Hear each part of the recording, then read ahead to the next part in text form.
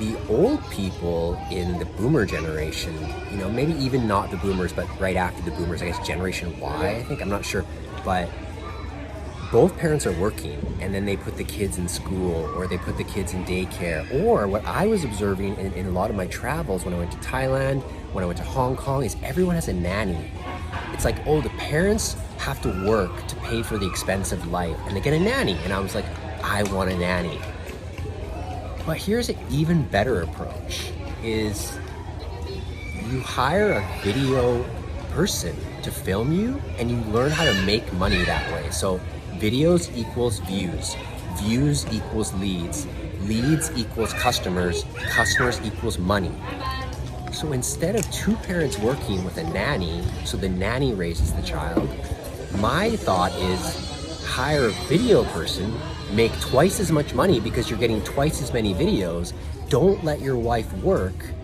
Give her all the time to raise your children. You become a video person, I become a YouTube star, or whatever you want to call it. And that is the more modern approach to parenting.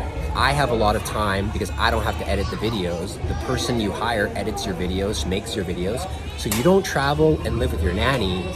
You travel and you live with your video editor. And it's like, who the hell ever said that? Whoever did that? Whoever gave you that advice? But think about it. Life is about time. The more time you have, the better. Without time, you have nothing. Time is absolutely your wealth. I'm here with my son. He's in a circus school right now. I'm sitting out here with my video editor. My wife gets to be with my son, 100% present. I'm outside supporting them.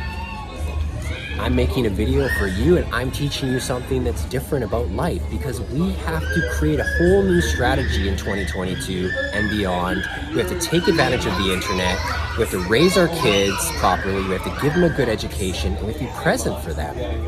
So I think I just came up with a brilliant idea. Tell me in the comments what you think. You're gonna get a video editor or a nanny?